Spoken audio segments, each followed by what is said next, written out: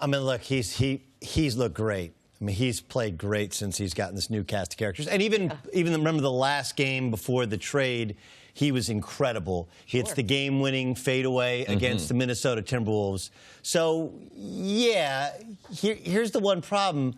They were bad when they had LeBron. They changed players, and now they're good when they have LeBron. If it's truly most valuable, well, then the value is in the supporting assets, not in LeBron James. But the MVP has never truly been about who's the most valuable. It's about who's had the best season. And he was having a remarkable season for about 2 months, and then he went through this swoon, and now he's having a remarkable couple of games. So is he in the conversation? Yeah. I mean, James Harden's been more valuable and probably better throughout the entire season and probably should have won it 1 or 2 times previously.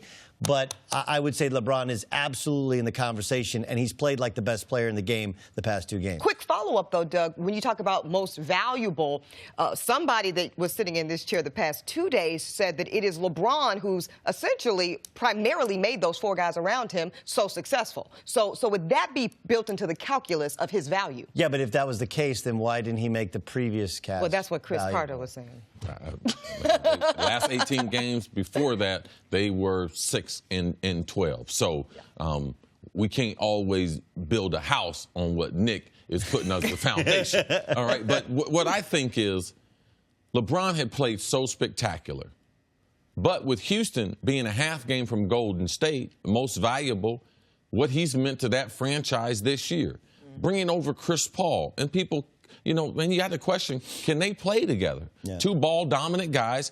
They've worked it out. And when Paul, Capella, and Harden are in the lineup, I mean, that combination is like something that we haven't seen in recent dates. So I think that Harden has a little bit of an edge. But I think that what could swing it back to LeBron is that in this 30 games with these 4 new teammates, if they play spectacular, if they maybe potentially end up with the number 2 seed, and Houston's the number 2 seed in the West, then you have to build a way, man, wow, how much of an impact with LeBron these last third of the season, and that could tilt it in LeBron's favor. Now, LeBron has something negative like Michael Jordan. He could have been MVP a lot of those years. Yeah. Sure. But they owe Harden one. So is this the year that they pay Harden back for the 2 previous great seasons that he did have? Probably if they finish with the best record in the NBA, right? How do y'all feel Yes. about that, though? Just, you know, as pro athletes at some point, both of you, how do you feel about those kind of retroactive accolades for something you did in the past? It's the reality of it, right? It's the reality of, all right, we owe him, like Karl Malone got one year. We're like, we got to recognize Karl Malone, right? And is that fair, though, for the person that's actually the best that year? I mean, Aaron Rodgers should have won it going back to last season, right? Because they didn't lose a game coming down the stretch to end up carrying a team in the playoffs. But Matt Ryan had the better season, so we gave him the MVP award. Right. This is the problem, because when you're great, the expectations you have just on a normal season, for you, it's like, wow, how good was LeBron? Well, that's his normal. 27, 8, and 8. That's what he does. So now these players you have to play greater than a great player, and then they might make you, it's like your job. You know, they don't pay you the first week, make you do a week in the hole, you know, and then they pay you the next week. Sure. So I think that it works out in the long run. Okay. It stops from also somebody having a spectacular one season and them getting the MVP. Okay. You know, so I like how it works out. Okay, let me bring up a name we've not brought into this conversation yet, and that is Steph Curry. He's on the team that everybody's still saying is the overwhelming favorite to win the title. Where does he fit into the MVP discussion? I don't think you even put him ahead. He's had a run here where you're like, oh, yeah, when Steph is right, he's unbelievable.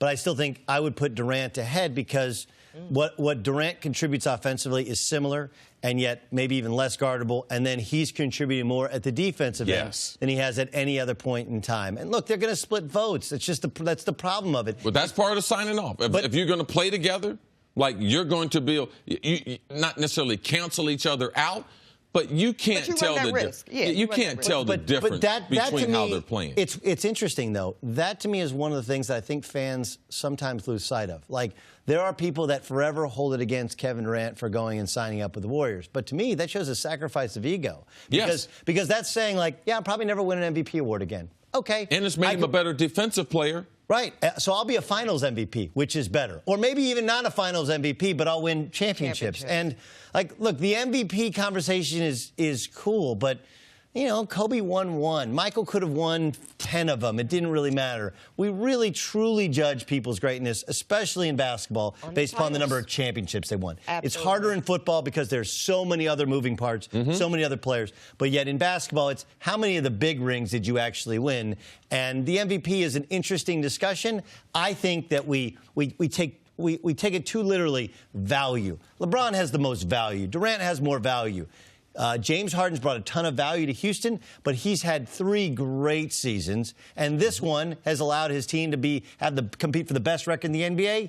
He'll probably win it, even though LeBron last 2 games has looked like the best player in the league. Right. The numbers always tell a story, and LeBron having 32 double-doubles and 10 triple-doubles.